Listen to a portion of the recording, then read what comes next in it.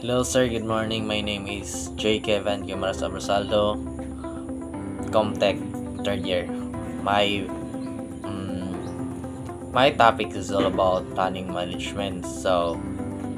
Planning management is a critical process in any organization that involves defining goals, developing strategies, and outlining tasks and schedule to accomplish those goals. It ensures that resources are used efficiently and objectives are achieved on time.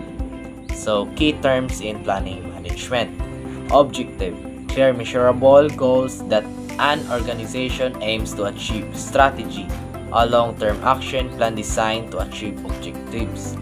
Tactical planning, short-term action and plans that support the overall strategy. Operational planning, day-to-day planning that focus on specific tasks. Contingency planning, backup plans developed to address potential problems. Resources allocation, assigning available resources in the most effective way. Timeline, a schedule that outlines when tasks or objective will be completed. Stakeholders, individuals or groups affected by involved in a planning process. Second to the last, SMART goals, specific, measurable, achievable, relevant, and time-bound objectives. Last, milestone, key points or stage in a project that show progress. Importance of planning management. First, provide direction, or it ensures all team members are aligned with the goals. Second, improve efficiency, optimize the use of time, money, and resources. Third, reduce risks or anticipate problems and develop strategies to manage them. Fourth, enhance coordination, encourage collaboration between departments or team. Facilities and control. Last, allow managers to monitor project, make adjustment when needed.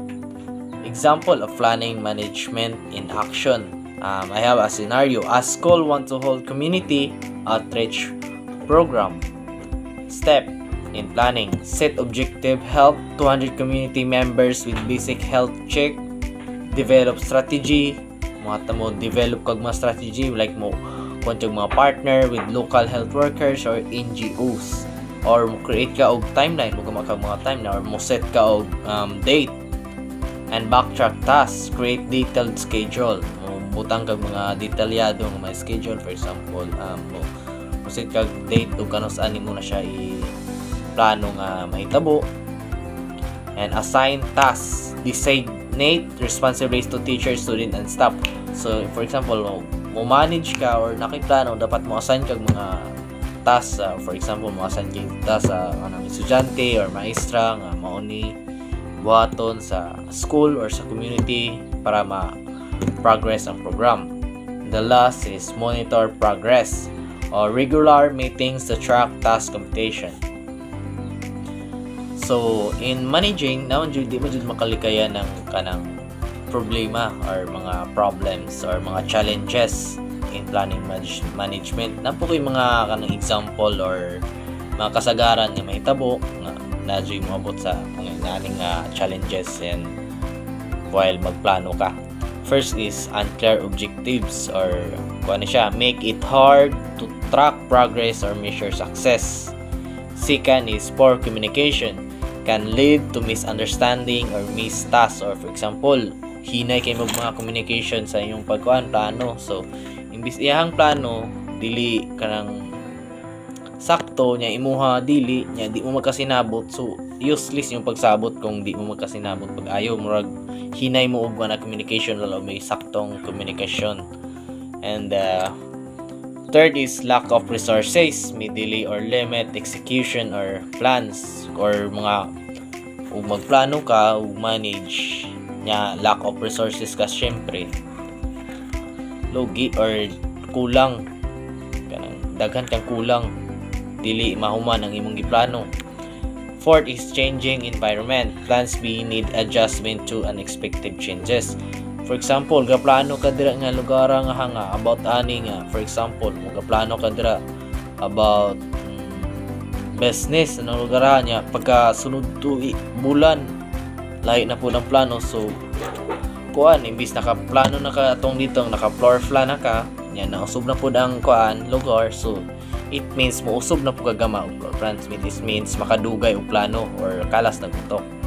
And the 5 is resistant to change. Stakeholders may be hesitant to follow new plans.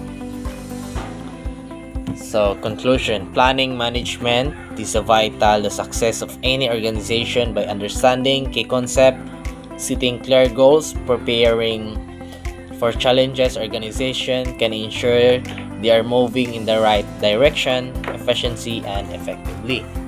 So, ang akong nasabsan sa planning management, kung ikaw kuan mo tukod og usa ka business or something na plano jud, dapat na jud nimo tong mga kuan kato akong ipang mention kanina nga key terms na kay timeline, smart goals, milestone, or tactical planning. Dapat na jud kay mga saktong plano or saktong resources, then na kay manpower para lahos ug sakto ang imong mga plano nga ibutang sa imong business where magplano ka about ana. So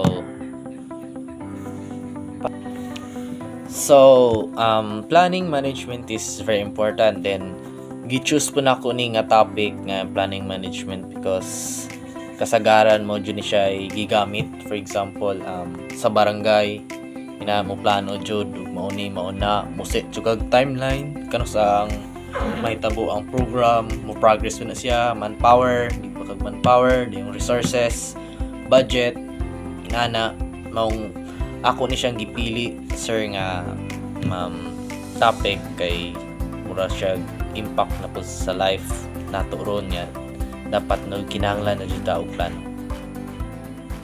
Thank you sir.